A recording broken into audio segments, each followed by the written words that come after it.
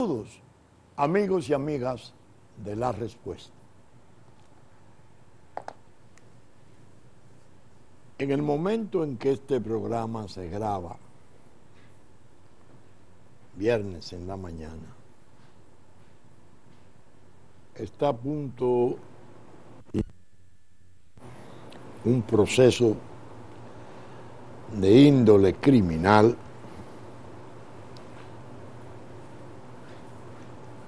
que al parecer va a seguir y a aumentar su papel de eje de sucesos nacionales no agradables, pesarosos. Odebrecht, el juez de la Corte Penal de la Honorable Suprema Corte de Justicia, el doctor Ortega Polanco, había fijado para este día el conocimiento, el principio,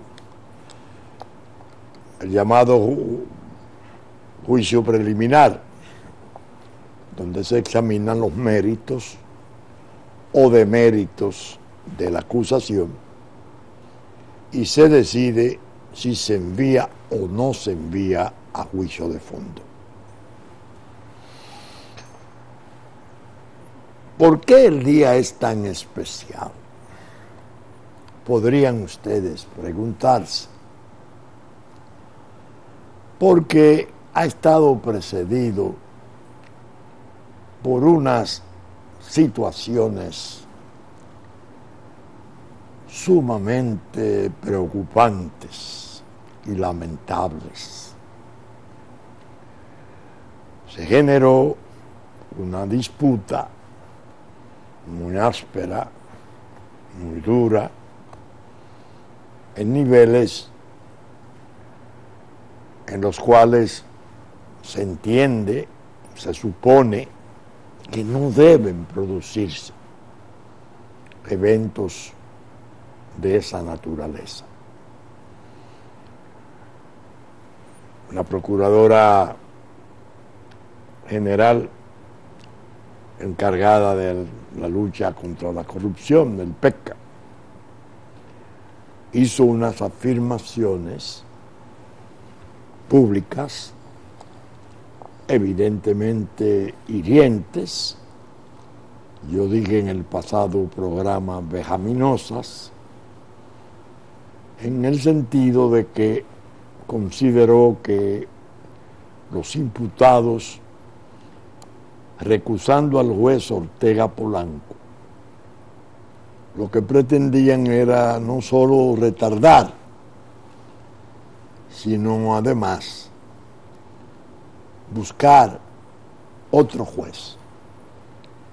Fue desafortunada la situación porque hizo una mención despectiva de ese otro juez, que tendría que salir del seno de la propia Suprema Corte de Justicia, porque se está conociendo en un nivel de jurisdicción privilegiada, dado que hay un senador, el senador Galán, imputado.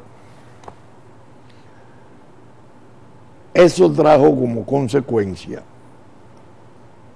que una magistrada, la presidenta de la Cámara Penal de la Suprema Corte de Justicia, la doctora Miriam Germán Brito, que es una respetable muestra de integridad,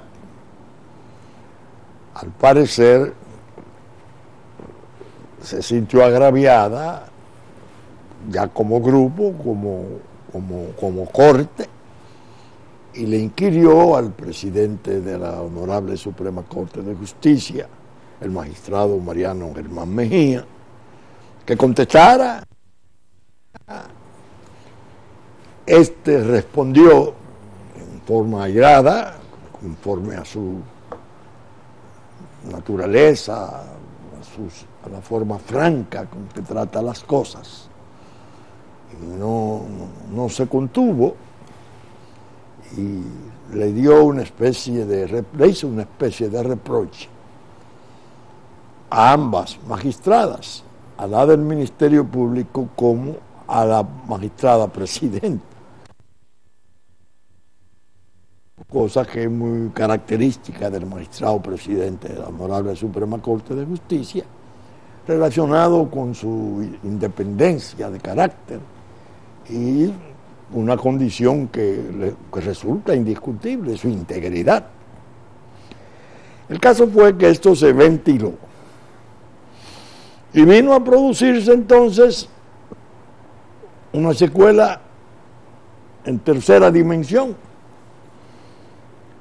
La magistrada Germán Brito le dirigió una carta al magistrado procurador general de la República y a la doctora encargada de la lucha contra la corrupción, el Ministerio Público, atender los asuntos de corrupción, el PEPCA.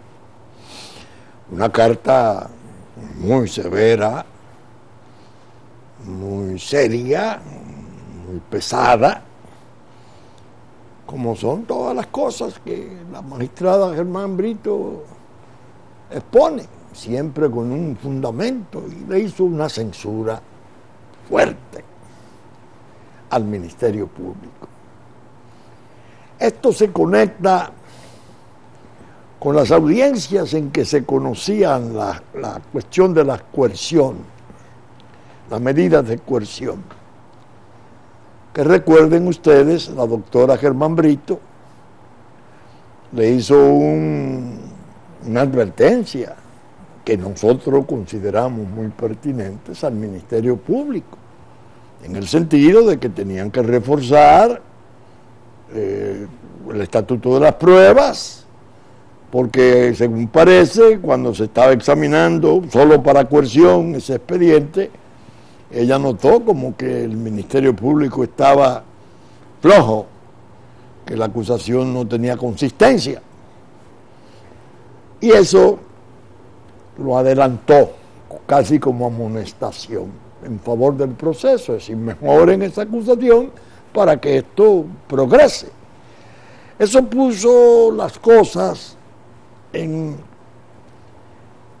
diríamos, en ebullición, porque hay una vieja confrontación, el Ministerio Público que alega que él hace su trabajo, pero que los jueces tienen que hacer el suyo, los jueces que dicen que ellos hacen su trabajo, pero que el Ministerio Público no hace el suyo, por la flojedad o las deficiencias y falencias de algunos expedientes y sus acusaciones.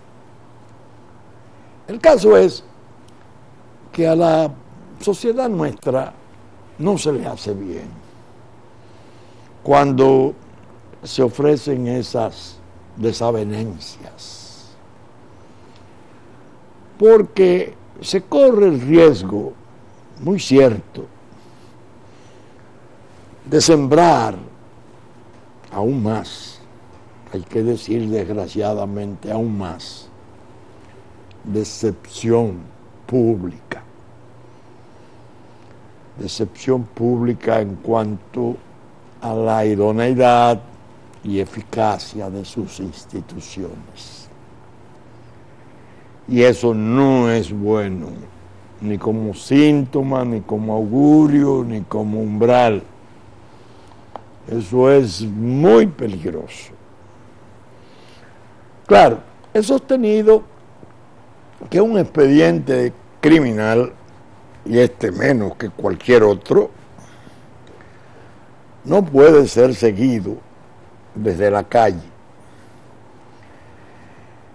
Y evidentemente ha recibido un tratamiento masivo, muy intenso, de la prensa, de la comunicación social en general, y el país se ha sensibilizado mucho con sus implicaciones.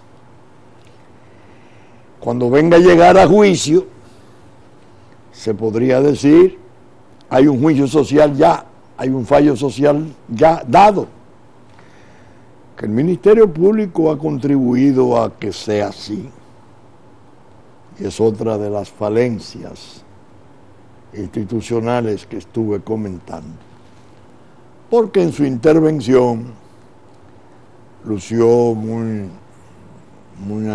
diríamos, muy confiado, lo cual es legítimo, pero un tanto arrogante en la acusación, emplazando a los jueces de tal modo que dijo, esto es, y a los jueces les toca actuar, y como diciendo, si no condenan, nosotros cumplimos. Fallaron los jueces. Ay no, ay no. Sobre todo un ministerio público que en la hora de los apresamientos, creo que fueron 15 en total, ofreció un espectáculo peliculesco, de cine, en la madrugada, en forma simultánea, con cámaras en cada lugar de apresamiento, ministros del gobierno importantes y exministros fueron apresados. Creo que hubo uno que lo iban a sacar en pijama. Y se decía entonces, lo decía el propio Ministerio Público, estos son, no hay más, ni faltan ni sobran. Tan convencido estaba.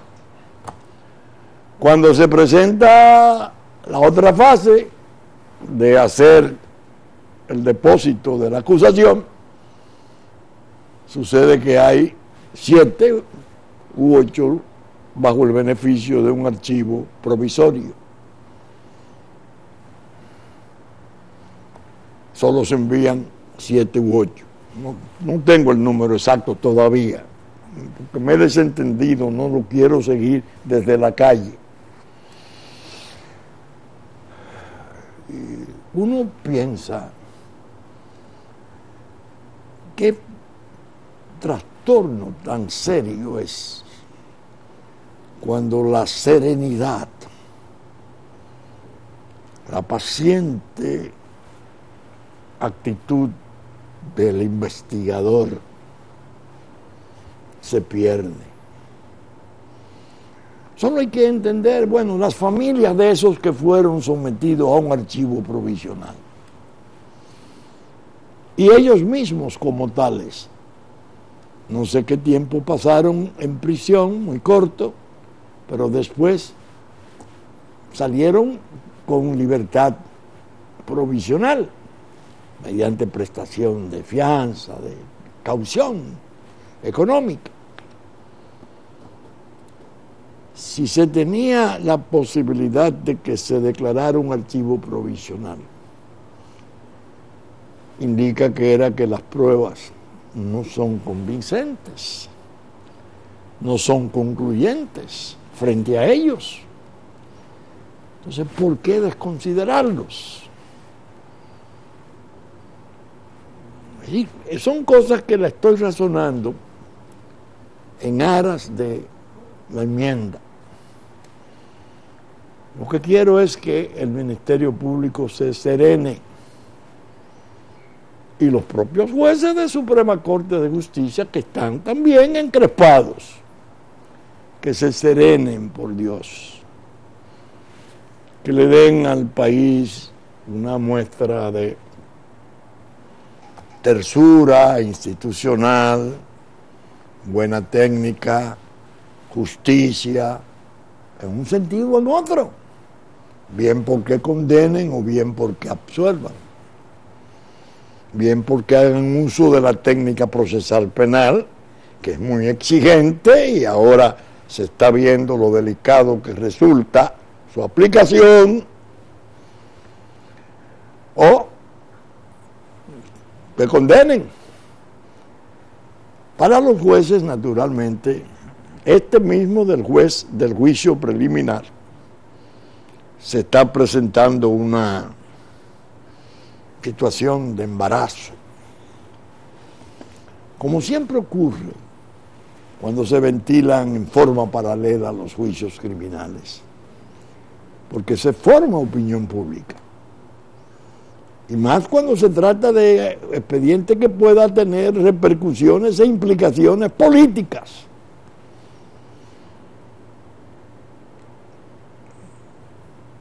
El juez o los jueces están rodeados ya de convicciones condenatorias. Cuando los jueces van al examen del expediente y comienzan a ver su contenido,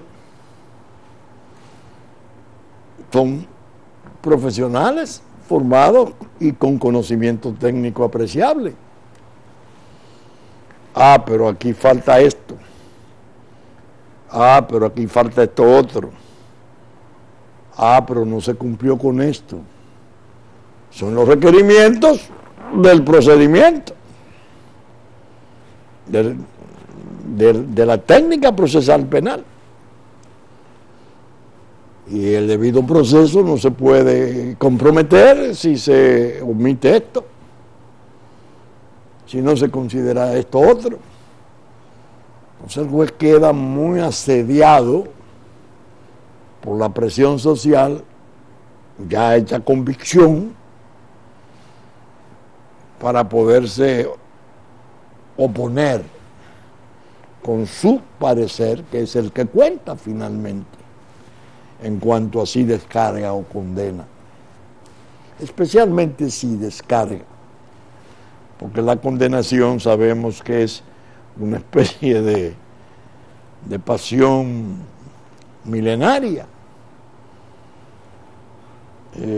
La condenación enardece, es perseguida con pasiones, a veces bestiales. Solo hay que tener presente aquella prueba de Pilatos, pidiéndole a la multitud que decidiera cuál debía de perdonar o cuál debía de condenar.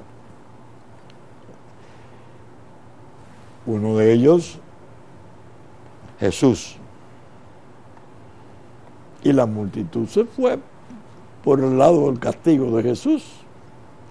Es decir, está mal recomendada históricamente la opinión, pero en nuestro caso, como en los casos de muchos países del mundo, se justifica, porque los aparatos judiciales en una forma u otra son frustrantes.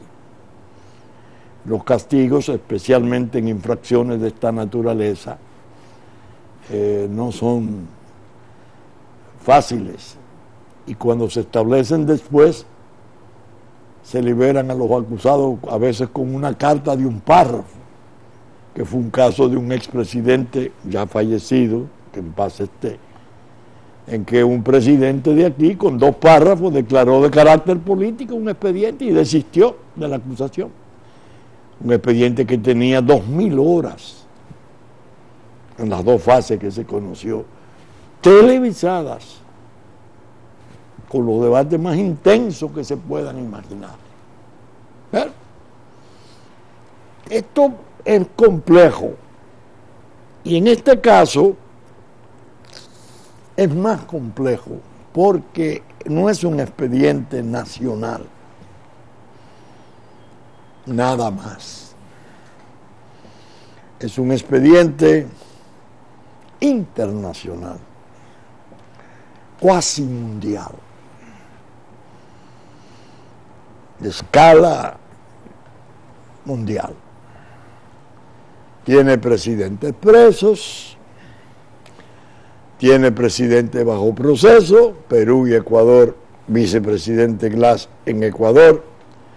Perú lo tiene Humala preso, bajo acusación Kuczynski, Toledo, Alan García. Bueno,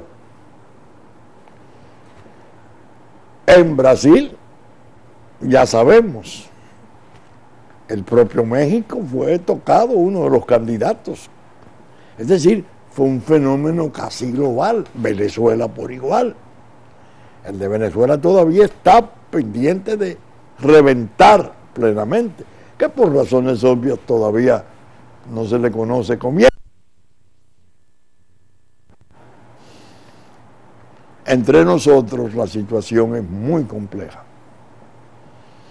porque esa empresa importantísima, no me canso de mencionar el número de funcionarios y empleados, 168,000. Yo dudo que aparezcan estados que tengan ese número de funcionarios y empleados, al menos en el tercer mundo. Esa empresa tan importante que así hizo operaciones de construcción de obras sensitivas en Estados Unidos mismo.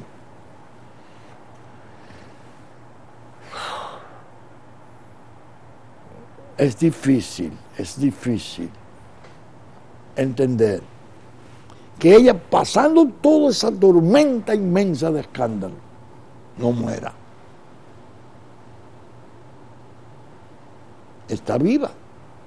Es más, la están reinyectando con personajes del mundo importantes, destacados o conocidos por su probidad, que han emprendido una tarea de regeneración de esa empresa.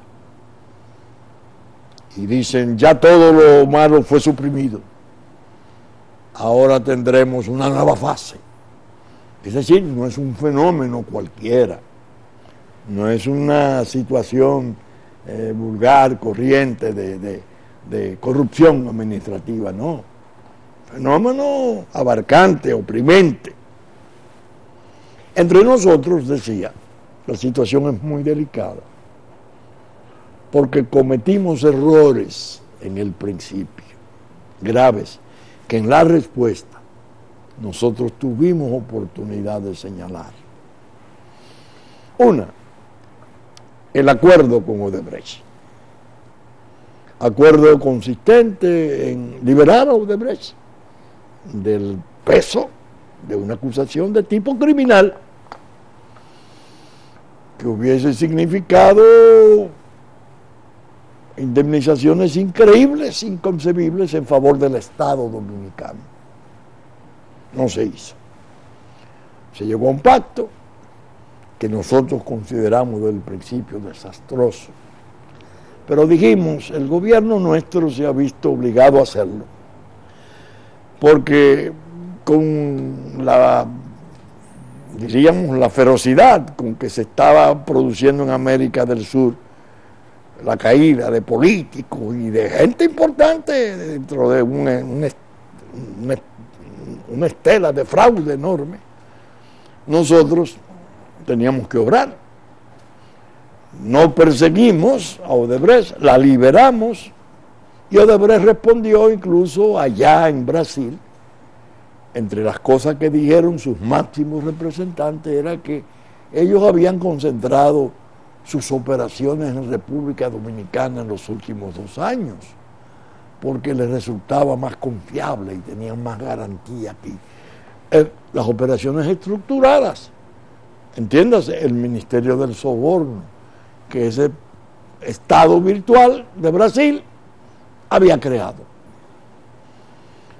Entonces, la idea es que para nosotros es una tarea aciaga la cuestión de Odebrecht, muy dura. No podíamos demandar, y lo que se infiere inmediatamente es, estábamos en manos de Odebrecht. Basta con que el emperador Marcelo Odebrecht, que ya está en su casa, en su mansión, con una prisión domiciliaria benigna, le quitaron los 19 años de reclusión ordinaria que le habían impuesto, a cambio de que sirviera de delator premiado, él y su gente, 78 funcionarios. Ese hombre podía bajar el dedo como el emperador en el Coliseo y arruinar todas las instituciones nacionales e imputar al Ejecutivo nuestro, al Legislativo nuestro, a la empresa, a la sociedad, porque aquí tuvo mucha vigencia, mucha presencia. Solamente aparecieron las sumas de 92 millones que se habló, después se ha hablado de 136 millones. La parte esencial que coincidía con la presencia muy penetrante de un as del marketing mundial, Joao Santana, quedó fuera de proceso. Aparentemente. Hay 2 querellas criminales puestas por organizaciones no gubernamentales, pero que sabemos intereses de la sociedad civil lo que representan, que tiene el propio Ministerio Público en su gaveta. No voy a decir en su escritorio, en su gaveta. Ahora vienen las presiones sociales, las demandas en la plaza pública, las acusaciones, la solicitud que ha llegado a ser de renuncia del presidente de la República. Algo parecido a Kuczynski en Perú, apoyándose precisamente en esas partes que al principio nosotros dijimos va a ser un tipo de acuerdo de fracaso. No va a cubrir nada, a la larga se va a volver contra el gobierno, contra el presidente Medina especialmente. Yo al presidente Medina, desde aquí, 2 o 3 veces, y ustedes son mis testigos, le dije, y esto dicho en su favor,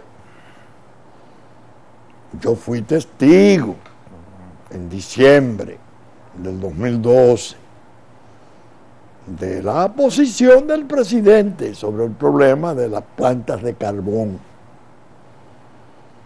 Cuando él nos convocó para saber una oferta que hacía una empresa, creo que la General Electric, que ahora está en unos problemas muy delicados, una que tenían hecha en el sur de Estados Unidos, que no la habían usado y la ofrecían. Él nos reunió, el primer ministro Montalvo, el consultor jurídico César Pina, el consultor de las empresas eléctricas, el doctor Luis Pereira, y yo. Y él oyó.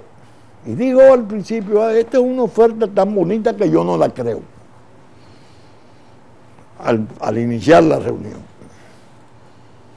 Era una manera de ponernos en guardia, decir, yo no estoy apoyando esto.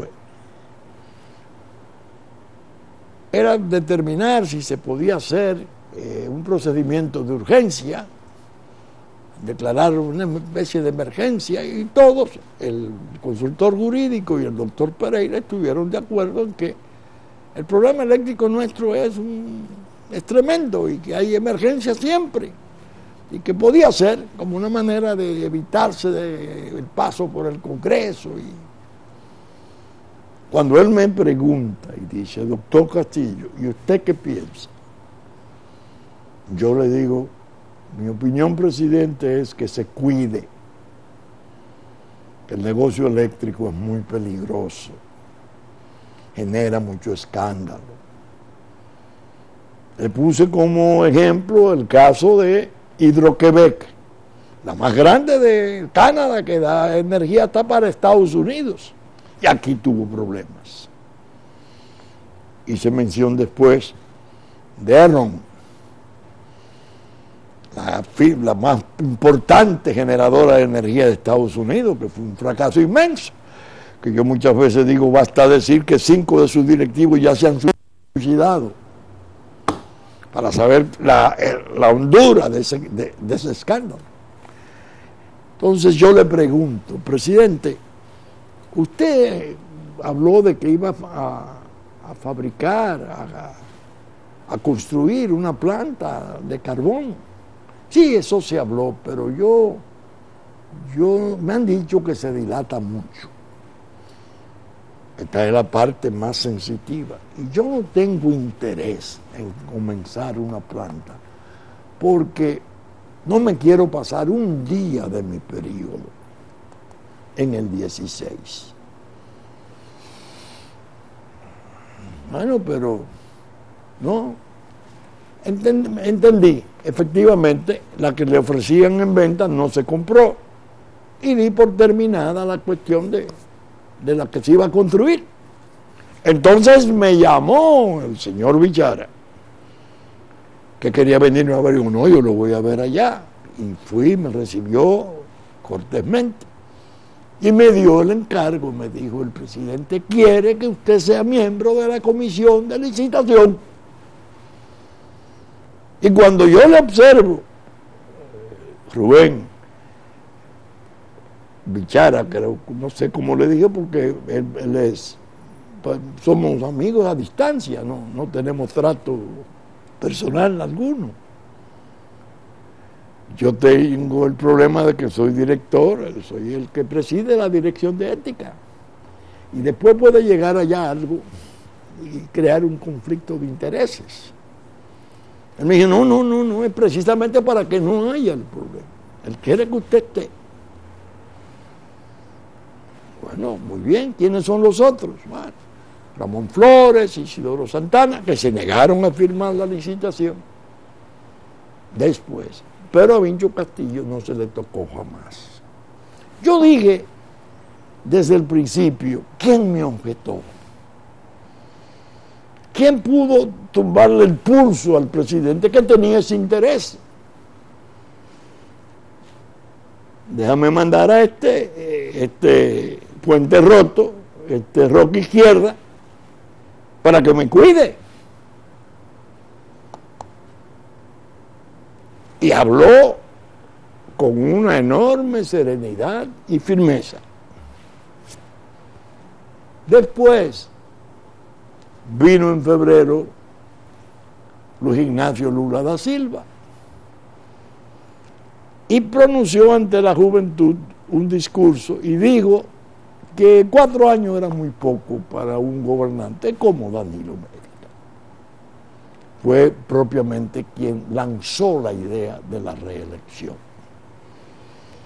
Él, que había sido favorecido del genio de João Santana en Brasil, como Vilma también lo fuera, su ahijada política que fuera expulsada de la presidencia. Entonces, comencé yo a ver que había algo en la objeción que se hiciera de mi presencia. Y comenzaron a circular los rumores. Y se llegó entonces hasta la abierta denuncia de que se estaban usando fondos. Bueno, el ministro de Energía y Minas escribió un libro, un folleto, y dice y afirma que fue un negocio repugnante la compra de conciencia de los legisladores para modificar la Constitución. Y al acto de puesta en circulación del folleto fue el primer ministro y alabó el libro. Pero venga acá. Entonces fue un acto repugnante, mercantil, odioso. Entonces no se estaba religiendo nada más Danilo Medina, se estaban religiendo el 80-90% de los legisladores, nada más. O se estaba religiendo Odebrecht, que tenía ya su contrato asegurado, que había sido objeto de infinitas quejas de las compañías chinas y norteamericanas y todo lo que conocemos, que habían sido derrotadas, excluidas de la licitación.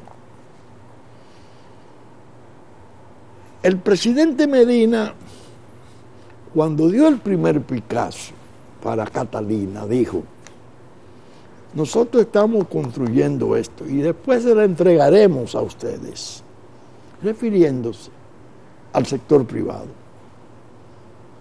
Ustedes la operarán. Algo parecido a lo que se ha venido haciendo con Enel y AES. Sector privado, un 49% del capital, y es el eficiente, el Estado no puede. Fomper es un desmentido catastrófico de esa teoría. Fue un fracaso enorme. Las tierras de Catalina no se expropian.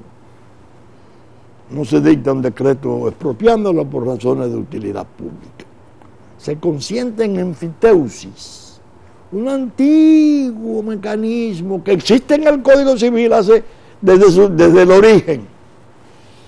Es una especie de permiso para el uso de un inmueble que por tiempo largo se da.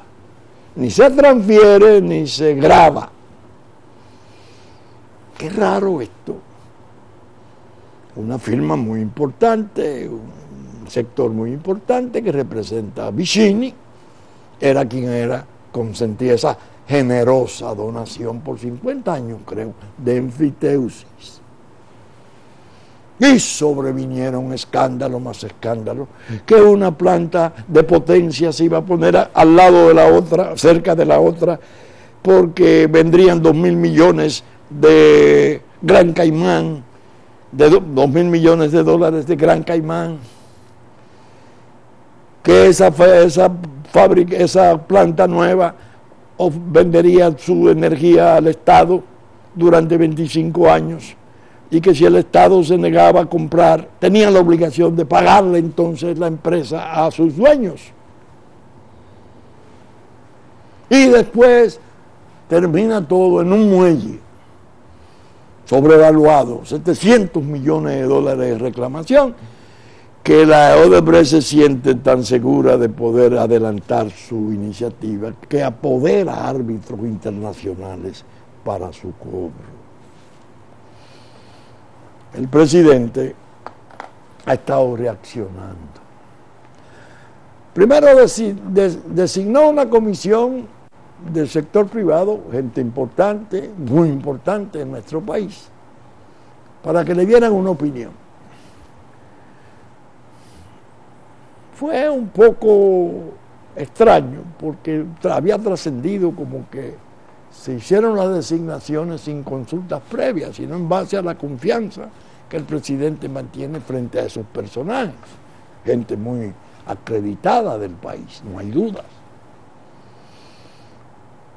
Después envía como gobernador de la obra que está paralizada a un señor asociado a un importante economista nuestro, que es el hombre que ha gestionado miles de millones de dólares en bonos internacionales, y que fue el que examinó junto con su socio la propuesta financiera de Odebrecht. Esos son señales de que el presidente trata de decirle a los sectores privados que pudieron estar detrás de la operación: esto es un esfuerzo público-privado, esto no es mío, nada más. Aquí hay más gente en esto.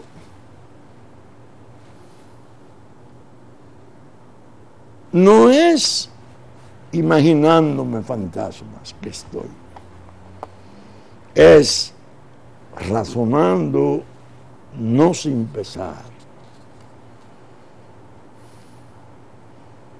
que el asunto es muy complejo y peligroso, que la justicia nuestra tiene por delante con ese expediente una prueba muy fuerte, muy dura,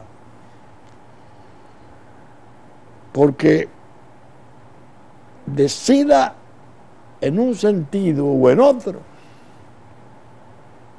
siempre va a tener un acoso público despectivo, incluyendo o encabezando el desprecio del Ministerio Público, hacia el Ministerio Público.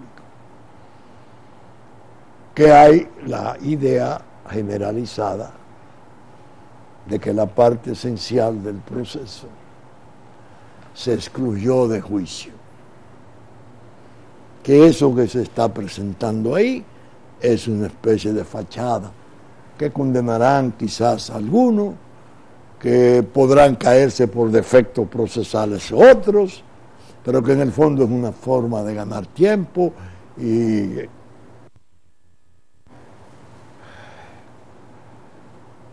tratar de ver cómo el tiempo se encarga de buscar salidas que no sean las delicadísimas que pueden estar imbricadas en la naturaleza y composición de ese negocio.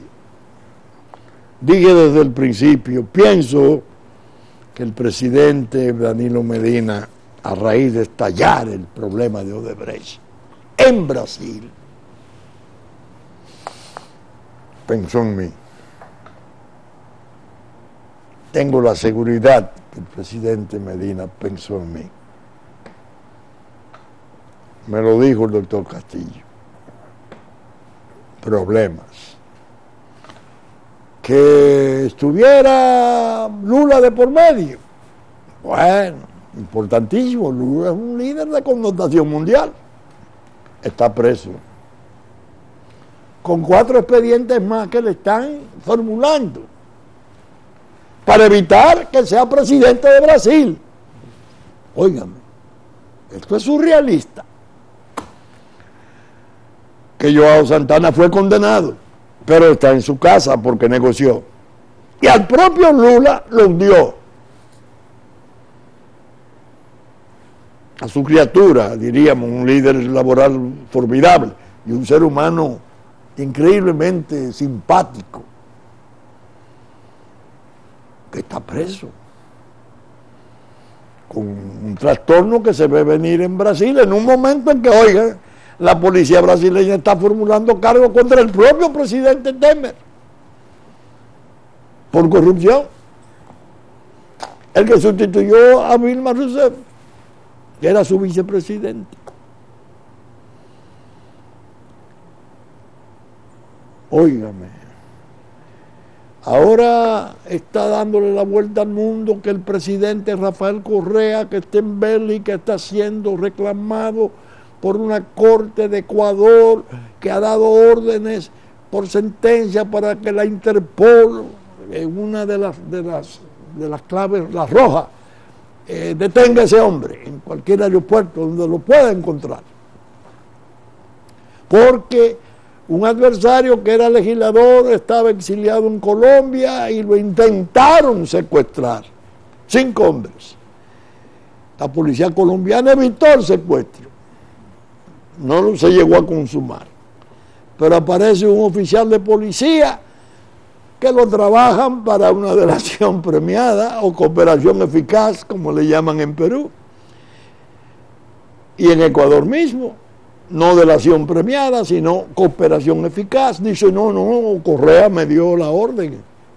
Eso está sirviendo de base para una solicitud de captura internacional.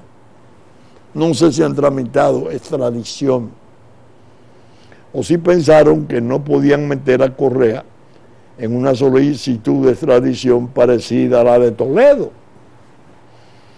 Aun cuando si logran capturarlo y llevarlo a Ecuador, entonces podría aparecer un nuevo delator premiado, cooperador eficaz, que impute a Correa.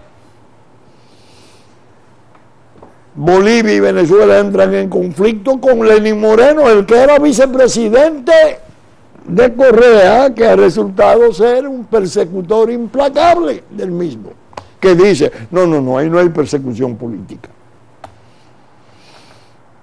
Conflictos internacionales, desavenencia, Bolivia, Ecuador, Venezuela, Ecuador, bueno, está hirviendo el asunto. Fíjense que yo he querido hablar del tema de una manera vasta, recordar, planear hacia el futuro, ver lo que pueda venir. Porque me temo que para nosotros la situación puede complicarse y resultar sumamente delicada. Nos puede arruinar institucionalmente. Fíjense por qué yo digo arruinarnos institucionalmente. Estados Unidos tiene una especie de arsenal probatorio atómico con el caso de Odebrecht, porque sus fiscales trabajaron junto con los fiscales brasileños y fiscales suizos, y los ordenadores se entregaron por parte. El último, el más sensitivo de Odebrecht, se le entregó a Estados Unidos. Estados Unidos lo aprovechó y se lo cedió a los fiscales brasileños, porque Estados Unidos se hizo pagar 3.000 millones de dólares, como Suiza se hizo pagar 2.000 millones de dólares porque había hecho daño a su banca. Esto se produce en un momento en que el gobierno mexicano da el paso de establecer formalmente relaciones con China popular, y se desentiende en una forma poco elegante, un poco traumática, de una relación antigua de 70 años con Taiwán. Pero es un tiempo en que las economías del mundo, en las regiones, están comenzando hoy mismo, cuando se graba este programa, una guerra comercial entre Estados Unidos y China. La historia enseña que las guerras comerciales, el comercio en sí, ha estado en la base de los mayores trastornos de la humanidad.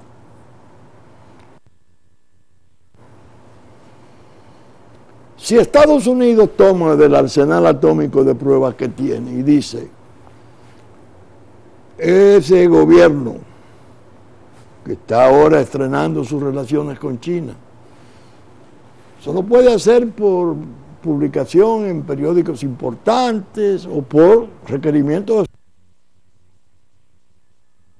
que ver con la situación de Odebrecht. Odebrecht compró las instituciones dominicanas, compró el Congreso, pagó la reelección, se hizo aprobar fondos, operaba desde allá. Óigame, el representante de las operaciones de dolo vivía en Miami y se iba los lunes y venía los viernes. Tenía operaciones con bancos norteamericanos. Tenemos jurisdicción. Ustedes se imaginan lo que eso puede llegar a significar para nosotros. El desmantelamiento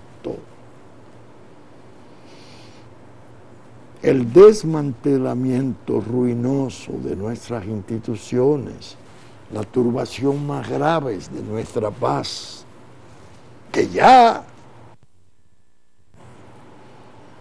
la gran faena de las multitudes en la calle con sus exigencias, como preludio de presiones inmensas que vienen sobre la cuestión de las disputas del poder político. Al presidente se le dice, usted se va, usted renuncia. Primero se le decía, castigue a los responsables de Odebrecht, después renuncie y bajo querella. Qué frágil estamos. Nos han dejado las circunstancias muy en precario. Y yo, lejos de celebrarlo y de sentir cierto morbo, cierta fruición morbosa, qué bueno, estoy triste. Me gusta el curso de las cosas. Se han debido conducir de otro modo. Se han debido detectar las emboscadas, las traiciones, los consejos malignos de agendas particulares propios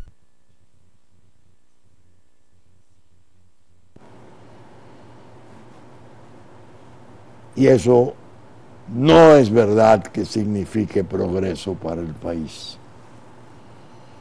El país puede verse abocado a situaciones sumamente traumáticas, sumamente calamitosas, que no lo merece. No merece eso. De manera que yo he querido aprovechar el inicio del juicio preliminar de Odebrecht para darles a ustedes, los seguidores tan generosos y fieles de la respuesta, explicaciones generales sobre el tema, para que puedan observar hasta dónde hay implicaciones indeseables, peligrosísimas, en esa experiencia judicial que tiene tanta potencia para la devastación política. No me alegro, que lo sepan los murmuradores, ni soy capaz de hacer consejos malsanos, de dar consultas subrepticias. Yo no doy consultas subrepticias. Lo que yo escribo como opinión, como abogado, como hombre público, lo expreso en la respuesta. Conmigo no se puede inventar fantasmas, menos en el campo degradado del socavamiento, de la intriga, de la perversidad. No. Ese expediente de Odebrecht puede ser nuestra ruina.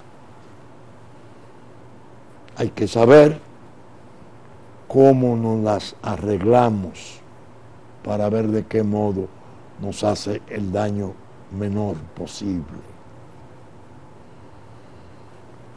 Bien.